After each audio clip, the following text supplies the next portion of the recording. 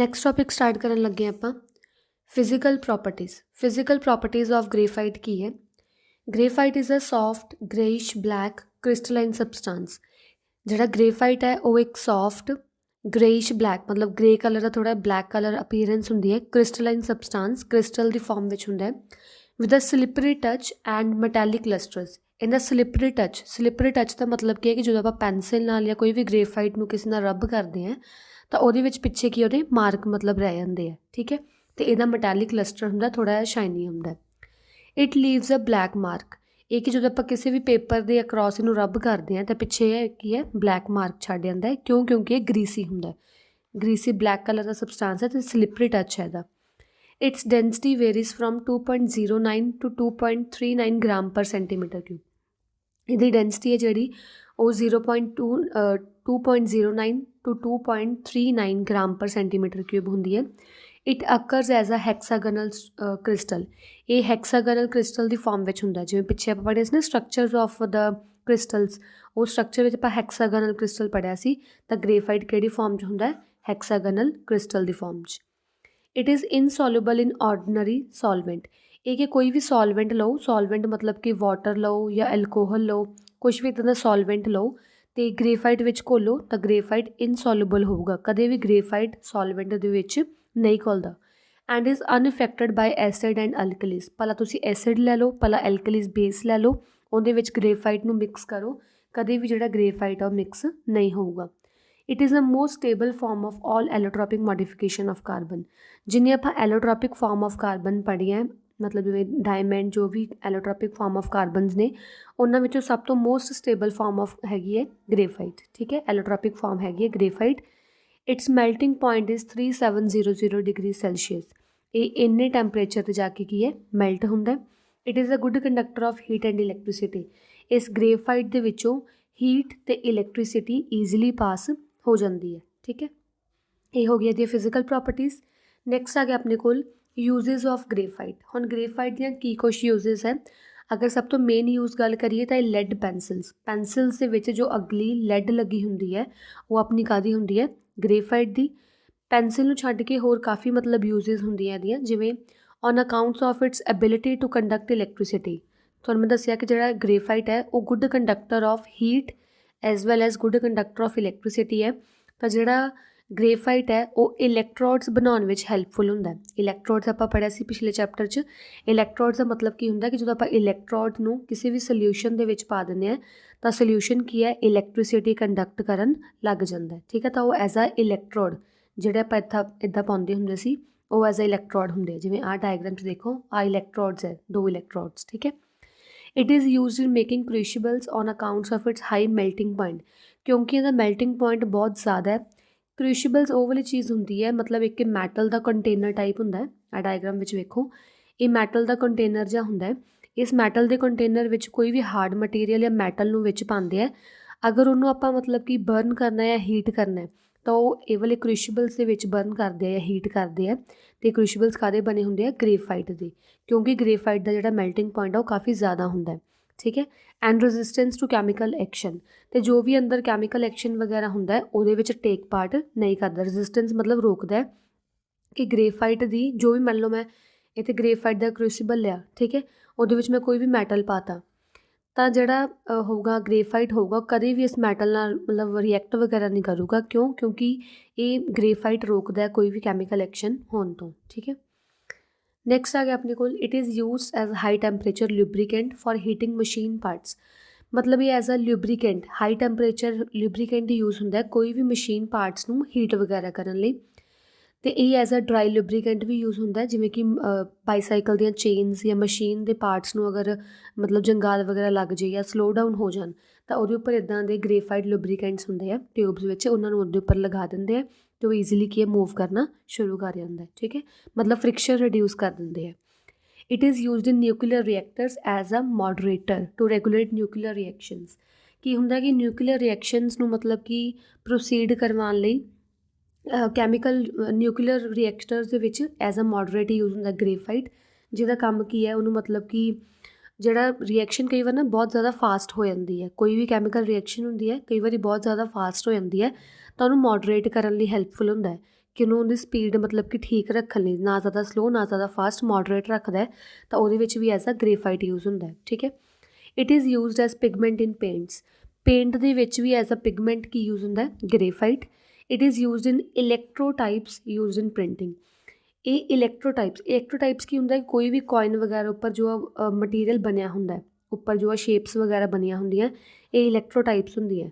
ਤਾਂ ਪ੍ਰਿੰਟਿੰਗ ਵਾਲੇ ਜੋ ਵੀ ਇਲੈਕਟ੍ਰੋਟਾਈਪਸ ਵਗੈਰਾ ਬਣਾਉਣੀਆਂ ਹੁੰਦੀਆਂ, ਉਹਦੇ ਵਿੱਚ ਵੀ ਕੀ ਯੂਜ਼ ਹੁੰਦਾ ਹੈ? ਗ੍ਰੇਫਾਈਟ ਯੂਜ਼ ਹੁੰਦਾ ਹੈ। ਤਾਂ ਇਹ ਕੁਛ ਕੁ ਯੂਜ਼ਸ ਸੀਗੀਆਂ ਗ੍ਰੇਫਾਈਟ ਦੀਆਂ। ਨੈਕਸਟ ਆ ਗਿਆ ਆਪਣੇ ਕੋਲ ਅਕਰੈਂਸ ਆਫ ਗ੍ਰੇਫਾਈਟ। ਹੁਣ ਇਹ ਗ੍ਰੇਫਾਈਟ ਫਾਊਂਡ ਕਿੱਥੇ ਹੁੰਦਾ ਹੈ? ਗ੍ਰੇਫਾਈਟ ਜਿਹੜਾ ਬਹੁਤ ਸਾਰੇ ਪਾਰਟਸ ਆਫ ਦਾ ਵਰਲਡ ਵਿੱਚ ਫਾਈਂਡ ਆਊਟ ਹੁੰਦਾ ਹੈ, ਬਟ ਜਿਹੜਾ ਜ਼ਿਆਦਾ ਮਤਲਬ ਗ੍ਰੇਫਾਈਟ ਦਾ ਡਿਪੋਜ਼ਿਟ ਹੈ ਉਹ ਕਿੱਥੇ ਫਾਈਂਡ ਆਊਟ ਹੁੰਦਾ ਹੈ? ਇੰਡੀਆ ਵਿੱਚ, ਸ਼੍ਰੀਲੰਕਾ ਵਿੱਚ, ਸਿਬੇਰੀਆ, ਕੋਰੀਆ, ਕੈਨੇਡਾ। ਇਹ ਕੁਛ ਕੁ ਪਲੇਸਿਸ ਆ ਵਰਲਡ ਵਿੱਚ ਜਿੱਥੇ ਗ੍ਰੇਫਾਈਟ ਕੀ ਹੈ ਕਾਫੀ ਜ਼ਿਆਦਾ ਫਾਊਂਡ ਹੁੰਦਾ। ਅਤੇ ਇੰਡੀਆ ਵਿੱਚ ਜਿਹੜਾ ਗ੍ਰੇਫਾਈਟ ਹੈ ਉਹ ਮੇਨਲੀ ਬਿਹਾਰ, ਉੜੀਸਾ, ਰਾਜਸਥਾਨ, ਤਮਿਲਨਾਡੂ, ਆਂਧਰਾ ਪ੍ਰਦੇਸ਼, ਉੱਤਰ ਪ੍ਰਦੇਸ਼ ਅਤੇ ਜੰਮੂ ਕਸ਼ਮੀਰ ਵਿੱਚ ਕੀ ਹੈ ਗ੍ਰੇਫਾਈਟ ਦੀ ਅਕਰੈਂਸ ਜ਼ਿਆਦਾ ਹੁੰਦੀ ਹੈ ਇੰਡੀਆ ਦੇ ਵਿੱਚ। ਠੀਕ ਹੈ। ਨੈਕਸਟ ਆ ਗਿਆ ਆਪਣੇ ਕੋਲ ਪ੍ਰੈਪਰੇਸ਼ਨ ਆਫ ਗ੍ਰੇਫਾਈਟ। ਹੁਣ ਗ੍ਰੇਫਾਈਟ ਨੂੰ ਕਿਵੇਂ ਕਿਵੇਂ ਬਣਾਉਂਦੇ ਆ? A mixture of sand and coke. ਕੀ ਕਰਦੇ ਆ? ਇਹਦੇ ਵਿੱਚ ਸੈਂਡ ਲੈਂਦੇ ਆ, ਜਿਵੇਂ ਕਿ ਸਿਲੀਕਨ ਆਕਸਾਈਡ ਲਿਆ ਹੋਇਆ, ਮਿਕਸਚਰ ਲੈਂਦੇ ਆ ਸੈਂਡ ਆਕਸਾਈਡ ਦਾ, ਸੈਂਡ ਦਾ, ਅਤੇ ਕੋਕ ਮਤਲਬ ਕਾਰਬਨ ਦੀ ਫਾਰਮ। ਠੀਕ ਹੈ। ਇਸ ਸੈਂਡ ਅਤੇ ਕੋਕ ਨੂੰ ਕੀ ਕਰਦੇ ਆ? ਮਿਕਸ ਕਰਦੇ ਆ in the presence of iron oxide catalyst. ਇੱਥੇ ਆਪਾਂ ਕੀ ਕਰਨਾ ਹੈ? Iron oxide as a catalyst use ਕਰਨਾ, ਜੋ ਕਿ ਕੈਮੀਕਲ ਰਿਐਕਸ਼ਨ ਨੂੰ ਪ੍ਰੋਸੀਡ ਕਰਵਾਉਣ ਲਈ ਹੈਲਪਫੁਲ ਹੋਊਗਾ। ਇਹਦੇ ਵਿੱਚ ਕੀ ਕਰਨਾ ਹੈ? ਇਲੈਕਟ੍ਰਿਕ ਕਰੰਟ ਬਾਅਦ ਚੋਂ ਪਾਸ ਕਰਨਾ ਹੈ ਇਸ ਮਿਕਸਚਰ ਵਿੱਚੋਂ, ਸੈਂਡ ਅਤੇ ਕੋਕ ਦੇ ਮਿਕਸਚਰ ਵਿੱਚੋਂ 20 to 30 ਆਵਰਸ ਤੱਕ ਕੀ ਕਰਨਾ ਹੈ? ਟੈਂਪਰੇਚਰ ਦੇਣਾ ਉਹਨੂੰ, ਮਤਲਬ ਇਲੈਕਟ੍ਰਿਕ ਕਰੰਟ ਪਾਸ ਕਰਾਉਂਦੇ ਹੋਏ ਟੈਂਪਰੇਚਰ ਦੇਣਾ ਕਿੰਨਾ? 300 ਡਿਗਰੀ ਸੈਲਸੀਅਸ। ਠੀਕ ਹੈ। 300 ਡਿਗਰੀ ਸੈਲਸੀਅਸ ਦੇ ਵਿੱਚ 20 to 30 ਆਵਰਸ ਵਿੱਚ ਇਹਨੂੰ ਮਤਲਬ ਇਲੈਕਟ੍ਰਿਕ ਕਰੰਟ ਦਿੰਦੇ ਹੋਏ ਇਹ ਕੀ ਫਾਰਮ ਕਰ ਲੂਗਾ?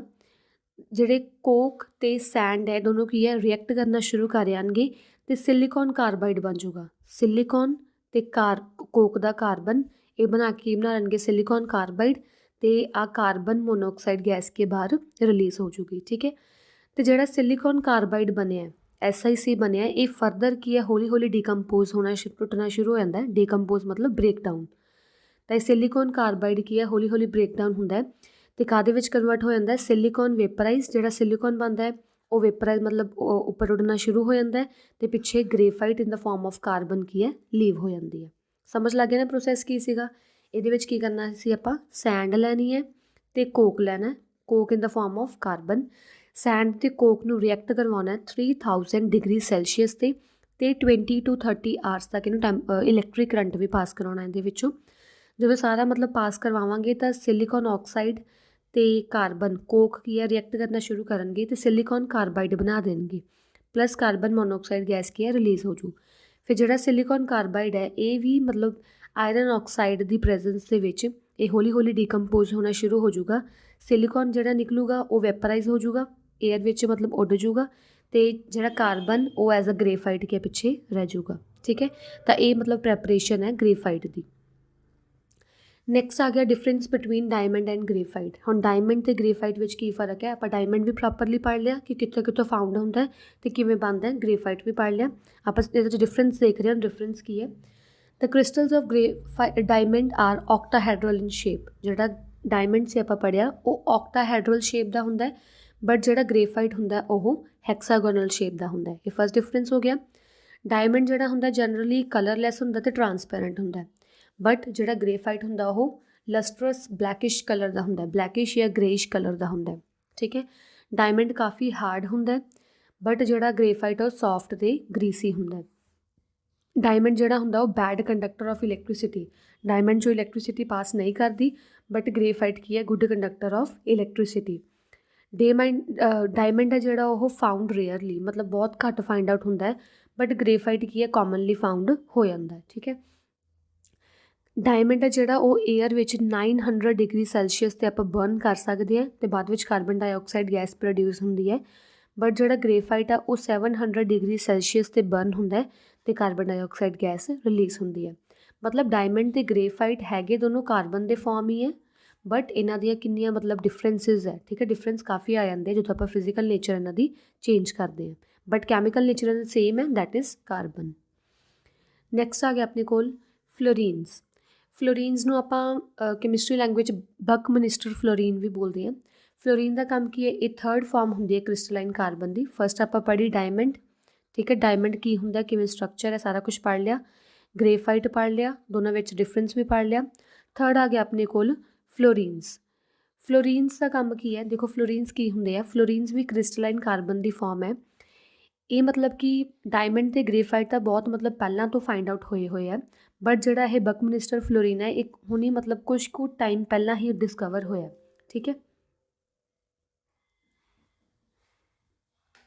ਨੈਕਸਟ ਹੈ it consist of series of atom. ਇਹਦੇ ਵਿੱਚ ਕੀ ਹੈ ਕਿ ਕਾਫੀ ਸਾਰੇ ਐਟਮਸ ਕੀ ਹੈ ਅਰੇਂਜ ਹੋਏ ਹੁੰਦੇ ਆ ਅਤੇ ਉਹ ਇੱਕ ਹੋਲੋ ਮਤਲਬ ਸੈਂਟਰ 'ਚ ਥੋੜ੍ਹਾ ਜਿਹਾ ਮਤਲਬ ਐਮਟੀ ਹੁੰਦਾ ਹੈ, ਕੇਜ ਲਾਈਕ ਸਟਰਕਚਰ। ਕੇਜ ਮਤਲਬ ਹੁੰਦਾ ਕਿ ਜਿਵੇਂ ਇੱਦਾਂ ਜੁਆਇਨ ਹੋਏ ਵੇ end to end, cage like structure. Spherical ਥੋੜ੍ਹਾ ਗੋਲ ਸ਼ੇਪ ਵਿੱਚ ਹੁੰਦਾ ਅਤੇ ਸਿਲੰਡਰੀਕਲ ਮੋਲੀਕਿਊਲਸ, ਇੱਦਾਂ ਸਿਲੰਡਰ ਦੀ ਫਾਰਮ 'ਚ ਮੋਲੀਕਿਊਲਸ ਲੱਗੇ ਹੋਏ ਆ, ਠੀਕ ਹੈ। ਐਕਚੁਅਲੀ ਕਾਰਬਨ ਦੀ ਪ੍ਰੋਪਰਟੀ ਕੀ ਹੁੰਦੀ ਹੈ, ਕਾਰਬਨ ਦੀ ਪ੍ਰੋਪਰਟੀ ਹੁੰਦੀ ਹੈ ਕਿ ਉਹ ਕਾਫੀ ਸਾਰੇ ਕਾਰਬਨ ਐਟਮ ਕੀ ਹੈ ਕੰਬਾਈਨ ਕਰ ਜਾਂਦੇ ਆ। ਕੰਬਾਈਨ ਕਰਨ 'ਤੇ ਇੱਕ ਨਵਾਂ ਮਤਲਬ ਕਹਿ ਸਕਦੇ ਆ ਕਿ ਨਵਾਂ ਕੋਈ ਕੰਪਾਊਂਡ ਬਣ ਜਾਂਦਾ ਉਹਦਾ, ਠੀਕ ਹੈ। ਇਹ ਪ੍ਰੋਪਰਟੀ ਕਾਰਬਨ ਦੀ, ਜਿਹਦੇ ਵਿੱਚ ਕਾਰਬਨ ਬਹੁਤ ਸਾਰੀਆਂ ਕਾਰਬਨ ਦੇ ਵਿੱਚ ਕੰਬਾਈਨ ਹੋ ਜਾਂਦਾ ਹੈ, ਇਸ ਪ੍ਰੋਪਰਟੀ ਨੂੰ ਆਪਾਂ ਬੋਲਦੇ ਹਾਂ ਕੈਟੀਨੇਸ਼ਨ। ਕੈਟੀਨੇਸ਼ਨ ਕੀ ਹੈ, the property of carbon in which many carbons join end to end to form a new means crystalline carbon or new compound, ਠੀਕ ਹੈ। ਉਹ ਹੁੰਦੀ ਹੈ ਕੈਟੀਨੇਸ਼ਨ ਪ੍ਰੋਪਰਟੀ। ਤਾਂ ਕਾਰਬਨ ਇੱਕ ਕੈਟੀਨੇਸ਼ਨ ਪ੍ਰੋਪਰਟੀ ਸ਼ੋ ਕਰਦਾ ਹੈ। ਕੈਟੀਨੇਸ਼ਨ ਪ੍ਰੋਪਰਟੀ ਸ਼ੋ ਕਰਕੇ ਹੀ ਉਹ ਕੀ ਬਣਾਉਂਦਾ ਹੈ, ਡਾਇਮੰਡ ਬਣਾ ਲੈਂਦਾ ਹੈ, ਗ੍ਰੇਫਾਈਟ ਬਣਾ ਲੈਂਦਾ ਹੈ, ਬਕਮਿਨਿਸਟਰ ਫਲੋਰੀਨ ਬਣਾ ਲੈਂਦਾ ਹੈ। ਤਾਂ ਇਹਦੇ ਵਿੱਚ ਵੀ ਕੀ ਹੈ, ਫਲੋਰੀਨ ਦੇ ਵਿੱਚ ਐਕਚੁਅਲੀ 30 to 900 ਜਿਹੜੀਆਂ ਕਾਰਬਨ ਹੈ, ਮਤਲਬ 30 ਕਾਰਬਨਸ ਵੀ ਹੋ ਸਕਦੀਆਂ ਇਸ ਫਲੋਰੀਨ ਦੇ ਵਿੱਚ, ਜਾਂ ਇਸ ਦੇ ਵਿੱਚ 900 ਕਾਰਬਨਸ ਵੀ ਕੀ ਹੈ ਜੁਆਇਨ ਕਰ ਸਕਦੀਆਂ ਅਤੇ ਉਹ ਫਲੋਰੀਨ ਬਣਾ ਸਕਦੀਆਂ, ਠੀਕ ਹੈ। ਤਾਂ ਇਹ ਪ੍ਰੋਪਰਟੀ ਜਿਹੜੀ ਕਾਰਬਨ ਦੀ, ਜਿਹਦੇ ਵਿੱਚ ਕਾਰਬਨ ਮਤਲਬ ਜੁਆਇਨ ਕਰ ਜਾਂਦਾ, ਕਾਫੀ ਨੰਬਰ ਆਫ ਕਾਰਬਨ ਜੁਆਇਨ ਕਰ ਜਾਂਦੇ ਆ, ਉਹਨੂੰ ਆਪਾਂ ਬੋਲਦੇ ਹਾਂ ਕੈਟੀਨੇਸ਼ਨ, ਠੀਕ ਹੈ, ਕੈਟੀਨੇਸ਼ਨ ਪ੍ਰੋਪਰਟੀ। ਨੈਕਸਟ ਆ ਗਿਆ ਆਪਣੇ ਕੋਲ ਸਟਰਕਚਰ ਆਫ ਫਲੋਰੀਨਸ। ਜਿਹੜੀ ਸਟਰਕਚਰ ਹੈ ਫਲੋਰੀਨਸ ਦੀ, ਐਕਚੁਅਲੀ ਸਟਰਕਚਰ ਡਿਫਰੈਂਟ ਹੁੰਦੀ ਹੈ। ਜੇ ਆਪਣੇ ਕੋਲ 20 ਕਾਰਬਨਸ ਹੈ ਉਹ ਡਿਫਰੈਂਟ ਸਟਰਕਚਰ ਹੋਊਗੀ। ਹੁੰਦੀ ਸਾਰੇ ਹੈਕਸਾਗੋਨਲ ਮਤਲਬ ਹੁੰਦੀ ਸਾਰੇ round shaped football like structures ਹੀ ਹੁੰਦੇ ਆ, ਬਟ ਡਿਫਰੈਂਟ ਕਾਰਬਨਸ ਨਾਲ ਡਿਫਰੈਂਟ ਸਟਰਕਚਰਸ ਹੁੰਦੀਆਂ। ਜਿਵੇਂ ਅਗਰ ਤਾਂ 20 ਇਹਦੇ ਵਿੱਚ ਕੀ ਹੁੰਦਾ, 20 ਹੈਕਸਾਗੋਨਲ ਵੀ ਹੋ ਸਕਦੀਆਂ, 12 ਪੈਂਟਾਗੋਨਲ ਰਿੰਗਸ ਹੋ ਸਕਦੀਆਂ। ਜਦੋਂ ਮਤਲਬ ਇਹਦੇ ਵਿੱਚ 20 ਹੈਕਸਾਗੋਨਲ ਅਤੇ 12 ਪੈਂਟਾਗੋਨਲ ਰਿੰਗਸ ਇਕੱਠੀਆਂ ਹੋ ਜਾਣ ਤਾਂ ਇੱਕ ਕਲੋਜ਼ਡ ਕੇਜ ਜਾਂ ਸਿਲੰਡਰੀਕਲ ਸਟਰਕਚਰ ਬਣਾ ਲੈਂਦਾ, ਠੀਕ ਹੈ। ਜੇ ਆਪਾਂ ਕਾਰਬਨ 60 ਦੀ ਗੱਲ ਕਰੀਏ ਤਾਂ ਕਾਰਬਨ 60 ਦੇ ਵਿੱਚ ਕਿੰਨੀਆਂ ਕਾਰਬਨਸ ਹੈ, 60 ਕਾਰਬਨਸ ਹੈ। ਅਤੇ ਜਦੋਂ 60 ਕਾਰਬਨਸ ਜੁਆਇਨ ਕਰਦੀਆਂ, ਜਦੋਂ 60 ਕਾਰਬਨਸ ਆਵਲੇ ਸਟਰਕਚਰ 60 ਕਾਰਬਨਸ ਜੁਆਇਨ ਕਰ ਲੈਂਦੀਆਂ ਤਾਂ ਉਹ ਫਲੋਰੀਨ ਨੂੰ ਆਪਾਂ ਬੋਲਦੇ ਹਾਂ ਬਕਮਿਨਿਸਟਰ ਫਲੋਰੀਨ, ਠੀਕ ਹੈ। ਸਿੰਪਲ ਫਲੋਰੀਨ ਹੋ ਗਈ ਜਿਹਦੇ ਵਿੱਚ 20 36 ਕਾਰਬਨਸ ਹੈ, ਬਟ ਜੇ ਕਾਰਬਨ 60 ਕਾਰਬਨਸ ਜੁਆਇਨ ਹੋ ਗਈਆਂ ਤਾਂ ਉਹ ਨੇਮ ਬੋਲਾਂਗੇ ਆਪਾਂ ਬਕਮਿਨਿਸਟਰ ਫਲੋਰੀਨ, ਠੀਕ ਹੈ। ਡਿਫਰੈਂਟ ਫਲੋਰੀਨਸ ਆਪਾਂ ਦਿਖਾਈਆਂ ਹੋਈਆਂ, ਜਿਵੇਂ C20 ਵਾਲੀ, C36, C60 ਜਿਹਨੂੰ ਬਕਮਿਨਿਸਟਰ ਫਲੋਰੀਨ ਬੋਲਣਾ, C70, C84, ਕਾਫੀ ਮਤਲਬ 90 ਤੱਕ 900 ਤੱਕ ਕਾਰਬਨਸ ਕੀ ਇੱਥੇ ਜੁਆਇਨ ਹੋ ਸਕਦੀਆਂ। ਨੈਕਸਟ ਆ ਗਿਆ ਪ੍ਰੋਪਰਟੀਜ਼ ਆਫ ਫਲੋਰੀਨਸ। ਹੁਣ ਜਿਹੜੇ ਆਪਾਂ ਫਲੋਰੀਨਸ ਪੜ੍ਹ ਰਹੇ ਹਾਂ ਇਹਦੀਆਂ ਪ੍ਰੋਪਰਟੀਜ਼ ਕੀ ਹੈ, ਇਹਦੀ ਜਿਹੜਾ ਕਲਰ ਹੁੰਦਾ ਹੈ, ਫਲੋਰੀਨ ਦਾ ਕਲਰ ਹੁੰਦਾ ਹੈ, ਇਹ ਵੇਰੀ ਕਰਦਾ ਹੈ ਵੀ ਜੇ ਘੱਟ ਨੰਬਰ ਆਫ ਕਾਰਬਨਸ ਹੈ ਤਾਂ ਕਲਰ ਡਿਫਰੈਂਟ ਹੁੰਦਾ ਹੈ, ਕਈ ਵਾਰ ਪਿੰਕਿਸ਼ ਕਲਰ ਹੁੰਦਾ ਹੈ, ਕਈ ਵਾਰ ਯੈਲੋਇਸ਼ ਕਲਰ ਹੁੰਦਾ ਹੈ, ਠੀਕ ਹੈ। ਤਾਂ ਜਿੰਨੀਆਂ ਨੰਬਰ ਆਫ ਕਾਰਬਨਸ ਪ੍ਰੈਜੈਂਟ ਹੁੰਦੀਆਂ ਉਸ ਹਿਸਾਬ ਨਾਲ ਉਹਦਾ ਕੀ ਹੁੰਦਾ, ਕਲਰ ਹੁੰਦਾ, ਠੀਕ ਹੈ। ਦੇ ਆਰ ਸੋਲੂਬਲ ਇਨ ਮੈਨੀ ਸੋਲਵੈਂਟਸ। ਕਾਫੀ ਸਾਰੇ ਸੋਲਵੈਂਟਸ ਦੇ ਵਿੱਚ ਜਿਹੜਾ ਫਲੋਰੀਨ ਹੁੰਦਾ ਉਹ ਸੋਲੂਬਲ ਹੁੰਦਾ, ਠੀਕ ਹੈ। They are found in soot, interstellar dust and geological formation on the earth. ਜਿਹੜੇ ਵੀ ਮਤਲਬ ਕਿ ਸੂਟ ਵਗੈਰਾ, ਜਿਹੜੇ ਵੀ ਕਾਰਬਨ ਦੀਆਂ ਫਾਰਮਸ ਵਗੈਰਾ, ਜਸਟ ਵੇਟ,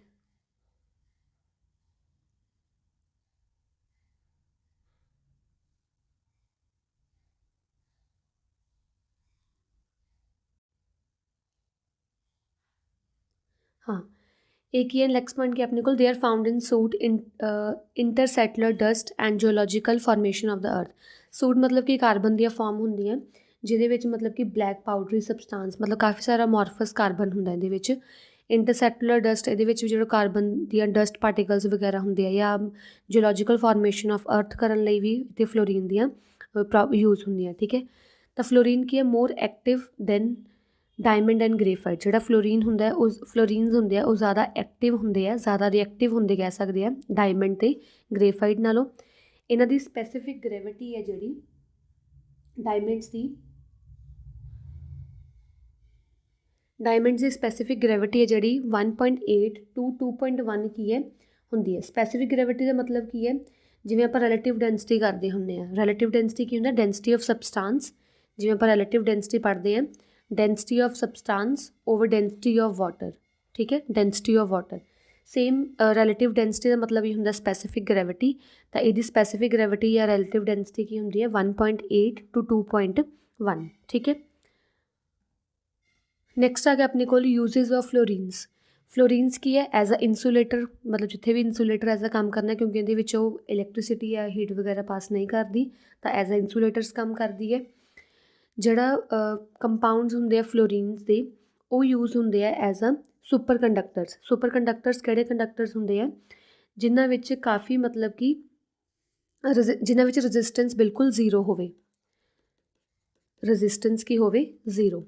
ਤਾਂ ਜਿਹੜੇ ਫਲੋਰੀਨਸ ਹੁੰਦੇ ਆ ਇਹ ਸੁਪਰ ਕੰਡਕਟਰਸ ਵਿੱਚ ਯੂਜ਼ ਹੁੰਦੇ ਆ, ਉਹ ਵਾਲੇ ਕੰਡਕਟਰਸ ਜਿਨ੍ਹਾਂ ਵਿੱਚ ਰੈਜ਼ਿਸਟੈਂਸ ਕੀ ਹੈ, ਜ਼ੀਰੋ ਹੋਵੇ। ਦੇ ਆਰ ਯੂਜ਼ਡ ਇਨ ਲੂਬਰੀਕੈਂਟਸ। ਲੂਬਰੀਕੈਂਟਸ ਕਿਹੜੇ ਹੁੰਦੇ ਆ, ਮਤਲਬ ਜਿਹੜੇ ਫ੍ਰਿਕਸ਼ਨ ਨੂੰ ਘਟਾਉਣ ਲਈ ਹੈਲਪਫੁਲ ਹੁੰਦੇ ਆ, ਜਿਵੇਂ ਗ੍ਰੇਫਾਈਟ ਵੀ ਐਜ਼ ਅ ਲੂਬਰੀਕੈਂਟ ਯੂਜ਼ ਹੁੰਦਾ ਸੀ, ਫਲੋਰੀਨਸ ਵੀ ਐਜ਼ ਅ ਲੂਬਰੀਕੈਂਟ ਯੂਜ਼ ਹੁੰਦੇ ਆ, ਠੀਕ ਹੈ। Fullerenes are used in cancer and AIDS therapy. Cancer ਜਾਂ ਏਡ ਦੀ ਥੈਰੇਪੀ ਕਰਨ ਲਈ ਵੀ ਫਲੋਰੀਨ ਦਾ ਯੂਜ਼ ਕਰਦੇ ਆ, ਠੀਕ ਹੈ। ਨੈਕਸਟ ਆ ਗਿਆ ਗ੍ਰੇਫਾਈਟ ਐਜ਼ ਪੈਨਸਿਲ ਲੈਡਸ। ਹੁਣ ਗ੍ਰੇਫਾਈਟ ਜਿਹੜਾ ਹੈਗਾ ਉਹ ਐਜ਼ ਅ ਪੈਨਸਿਲ ਲੈਡ ਕਿਵੇਂ ਯੂਜ਼ ਹੁੰਦਾ ਹੈ, ਦੇਖੋ ਜਿਹੜੀ ਲੈਡ ਹੁੰਦੀ ਹੈ ਪੈਨਸਿਲ ਦੀ, ਜਿਹੜਾ ਅਗਲਾ ਪਾਰਟ ਹੁੰਦਾ ਪੈਨਸਿਲ ਦਾ, ਉਹਦੇ ਵਿੱਚ ਕੀ ਹੁੰਦਾ ਹੈ, ਗ੍ਰੇਫਾਈਟ ਜਿਹੜਾ ਹੁੰਦਾ ਹੈ, ਗ੍ਰੇਫਾਈਟ ਉਹ ਮਿਕਸ ਹੁੰਦਾ ਹੈ ਕਲੇ ਨਾਲ, ਮਤਲਬ ਕਲੇ ਅਤੇ ਉਹਦੇ ਡਿਫਰੈਂਟ ਪ੍ਰਪੋਰਸ਼ਨਸ, ਕਲੇ ਦੀਆਂ ਡਿਫਰੈਂਟ ਪ੍ਰਪੋਰਸ਼ਨਸ ਹੁੰਦੀਆਂ ਪੈਨਸਿਲ ਵਿੱਚ। ਕਈ ਪੈਨਸਿਲ ਡਾਰਕ ਹੁੰਦੀ ਹੈ, ਕਈ ਮਤਲਬ ਘੱਟ ਡਾਰਕ ਹੁੰਦੀ ਹੈ, ਠੀਕ ਹੈ। ਤਾਂ ਇਹਦੇ ਵਿੱਚ ਐਕਚੁਅਲੀ ਗ੍ਰੇਫਾਈਟ ਅਤੇ ਕਲੇ ਮਿਕਸ ਹੁੰਦੇ ਆ। ਜਿਹੜੀ ਫਲੈਟ ਲੇਅਰ ਹੁੰਦੀ ਹੈ ਕਾਰਬਨ ਐਟਮ ਦੀ, ਉਹ ਕੀ ਹੁੰਦੀ ਹੈ, ਮਤਲਬ ਬਹੁਤ ਵੀਕ ਫੋਰਸਿਸ ਨਾਲ ਜੁਆਇਨ ਹੁੰਦੀ ਹੈ ਇਸ ਗ੍ਰੇਫਾਈਟ ਦੇ ਵਿੱਚ, ਮਤਲਬ ਲੈਡ ਦੇ ਵਿੱਚ ਬਹੁਤ ਵੀਕ ਫੋਰਸਿਸ ਨਾਲ ਮਤਲਬ ਕਿ ਜੁਆਇਨ ਹੁੰਦੀ ਹੈ, ਤਾਂ ਜੋ ਕਿ ਉਹ ਈਜ਼ੀਲੀ ਪੇਪਰ ਦੇ ਉੱਪਰ ਸਲਾਈਡ ਹੋ ਜੇ ਅਤੇ ਆਪਦਾ ਮਾਰਕ ਕੀ ਹੈ ਪਿੱਛੇ ਛੱਡ ਦੇ। ਤਾਂ ਹੀ ਵੀਕ ਫੋਰਸਿਸ ਹੋਣ ਕਰਕੇ ਹੀ ਜਦੋਂ ਆਪਾਂ ਲਿਖਦੇ ਹਾਂ ਪਿੱਛੇ ਆਪਣਾ ਉਹੀ ਮਤਲਬ ਕਿ ਛਪਦਾ ਰਹਿੰਦਾ। ਕਲੀਅਰ। ਨੈਕਸਟ ਆ ਗਿਆ ਆਪਣੇ ਕੋਲ ਲੈਟਿਕਸ। ਲੈਟਿਕਸ ਕੀ ਹੈ, ਲੈਟਿਕਸ ਇੱਕ ਮਤਲਬ ਨੈਚੁਰਲ ਗੱਲ ਕਰੀਏ ਤਾਂ ਇੱਕ ਵਾਈਟ ਲਿਕੁਇਡ ਹੁੰਦਾ ਹੈ। ਜਦੋਂ ਆਪਾਂ ਗ੍ਰੇਫਾਈਟ ਨੂੰ, ਜਦੋਂ graphite is added as a colourant to latex to making rubber tyres. ਜਦੋਂ ਆਪਾਂ ਇਸ ਲੈਟਿਕਸ ਦੇ ਵਿੱਚ ਗ੍ਰੇਫਾਈਟ ਨੂੰ ਐਡ ਕਰ ਦਿੰਦੇ ਹਾਂ, ਗ੍ਰੇਫਾਈਟ ਕਿਉਂਕਿ ਬਲੈਕ ਕਲਰ ਦਾ ਹੁੰਦਾ ਹੈ, ਉਹ ਐਜ਼ ਅ ਕਲਰ ਯੂਜ਼ ਕਰਦਾ ਇਹਦੇ ਵਿੱਚ, ਤਾਂ ਰਬਰ ਟਾਇਰਸ ਵਗੈਰਾ ਬਣਾਉਣ ਵਿੱਚ ਆਹ ਲੈਟਿਕਸ ਵਾਈਟ ਲਿਕੁਇਡ ਦਾ ਯੂਜ਼ ਹੁੰਦਾ, ਠੀਕ ਹੈ। ਨੈਕਸਟ ਆ ਗਿਆ ਆਪਣੇ ਕੋਲ ਅਮੋਰਫਸ ਫਾਰਮ ਆਫ ਕਾਰਬਨ। ਹੁਣ ਪਹਿਲਾਂ ਆਪਾਂ ਪੜ੍ਹਿਆ ਕਿ ਕ੍ਰਿਸਟਲਾਈਨ ਫਾਰਮ ਆਫ ਕਾਰਬਨ ਕਿਹੜੀ ਹੈ। ਕ੍ਰਿਸਟਲਾਈਨ ਫਾਰਮ ਆਫ ਕਾਰਬਨ ਵਿੱਚ ਕੀ ਸੀ, ਕਾਰਬਨ ਰੈਗੂਲਰਲੀ ਅਰੇਂਜਡ ਹੁੰਦੇ ਸੀਗੇ। ਬਟ ਅਮੋਰਫਸ ਫਾਰਮ ਆਫ ਕਾਰਬਨ ਵਿੱਚ ਕੀ ਹੈ ਕਿ ਜਿਹੜਾ ਕਾਰਬਨ ਹੈ ਉਹ ਰੈਗੂਲਰ ਸ਼ੇਪ ਵਿੱਚ ਜਿਹੜਾ ਹੁੰਦਾ ਹੈ ਕੰਬਾਈਨ ਨਹੀਂ ਹੁੰਦਾ। The amorphous form of carbon do not have regular shape, ਜਿਵੇਂ ਕਿ wood charcoal, bone charcoal, sugar charcoal, lamp charcoal, coke coal, ਜਿਵੇਂ ਡਾਇਗਰਾਮਸ ਬਣਾ ਕੇ ਦਿਖਾਈਆਂ ਹੋਈਆਂ, ਇਹ ਸਾਰੀਆਂ ਹੁੰਦੀਆਂ ਅਮੋਰਫਸ ਫਾਰਮ ਆਫ ਕਾਰਬਨ ਜਿਨ੍ਹਾਂ ਦੀ ਕੋਈ ਰੈਗੂਲਰ ਸ਼ੇਪ ਨਹੀਂ ਹੁੰਦੀ। ਹੁਣ ਆਪਾਂ ਪੜ੍ਹਨ ਲੱਗੇ ਪਹਿਲਾਂ ਕੋਕ ਬਾਰੇ। ਕੋਕ ਕੀ ਹੁੰਦਾ ਹੈ, ਕੋਕ ਇੱਕ ਫਾਰਮ ਆਫ ਕਾਰਬਨ ਹੁੰਦੀ ਹੈ। ਜਿਹੜੀ ਆ ਸੈਕਿੰਡ ਵਾਲੀ ਡਾਇਗਰਾਮ ਹੈ ਇਹ ਹੈਗੀ ਹੈ ਕੋਕ ਦੀ। ਤਾਂ ਕੋਕ ਇੱਕ ਬਲੈਕ ਪੋਰਸ ਸਬਸਟਾਂਸ ਹੁੰਦਾ ਹੈ, ਇੱਦਾਂ ਦਾ ਬਲੈਕ ਪੋਰਸ ਸਬਸਟਾਂਸ ਹੈ। ਹੁਣ ਇਹ ਬਣਦਾ ਕਿਵੇਂ ਹੈ, ਡਿਸਟਰਕਟਿਵ ਡਿਸਟੀਲੇਸ਼ਨ ਆਫ ਕੋਲ। ਡਿਸਟਰਕਟਿਵ ਡਿਸਟੀਲੇਸ਼ਨ ਆਫ ਕੋਲ ਕੀ ਹੁੰਦਾ ਹੈ ਕਿ ਜਦੋਂ ਆਪਾਂ ਕੋਲ ਨੂੰ ਹਾਈ ਟੈਂਪਰੇਚਰ 'ਤੇ ਬਰਨ ਕਰਦੇ ਹਾਂ but without oxygen presence, oxygen the presence 'ਚ ਨਹੀਂ ਬਰਨ ਕਰਨਾ, ਵਿਦਾਊਟ ਆਕਸੀਜਨ ਦੀ ਪ੍ਰੈਜੈਂਸ ਉਹਨੂੰ ਬਰਨ ਕਰਨਾ, ਤਾਂ ਉਹਨੂੰ ਡਿਸਟਰਕਟਿਵ ਡਿਸਟੀਲੇਸ਼ਨ ਆਫ ਕੋਲ ਬੋਲਦੇ ਆ, ਠੀਕ ਹੈ। ਨੈਕਸਟ ਦੇਖੋ burning of a substance containing carbon. ਇਹੀ ਦੱਸ ਰਹੀ ਹੈ ਡਿਸਟਰਕਟਿਵ ਡਿਸਟੀਲੇਸ਼ਨ ਕੀ ਹੁੰਦੀ ਹੈ ਕਿ ਜਦੋਂ ਆਪਾਂ ਕਾਰਬਨ ਦੀ ਕੋਈ ਵੀ ਫਾਰਮ ਨੂੰ ਬਰਨ ਕਰਨਾ but in the absence of air, air ਦੀ ਪ੍ਰੈਜੈਂਸ ਨਹੀਂ ਕਰਨਾ ਉਹਨੂੰ ਬਰਨ, ਤਾਂ ਉਹਨੂੰ ਬੋਲਦੇ ਹਾਂ ਆਪਾਂ ਡਿਸਟਰਕਟਿਵ ਡਿਸਟੀਲੇਸ਼ਨ। ਜਦੋਂ ਕਿਸੇ ਵੀ ਆਪਾਂ ਕਾਰਬਨ ਦੀ ਡਿਸਟਰਕਟਿਵ ਡਿਸਟੀਲੇਸ਼ਨ ਕਰਦੇ ਹਾਂ ਤਾਂ ਉਹ ਕੀ ਪਿੱਛੇ ਮਤਲਬ ਪ੍ਰੋਡਿਊਸ ਕਰਦਾ ਹੈ ਕੋਕ, ਕੋਲ ਟਾਰ, ਕੋਲ ਗੈਸ ਅਤੇ ਅਮੋਨੀਕਲ ਲਿਕੁਇਡ। ਇੱਦਾਂ ਦੇ ਮਤਲਬ ਟਾਈਪਸ ਪਿੱਛੇ ਕੀ ਹੈ ਇਹ ਐਜ਼ ਅ ਵੇਸਟ ਪ੍ਰੋਡਕਟ ਛੱਡਦੇ ਆ, ਠੀਕ ਹੈ।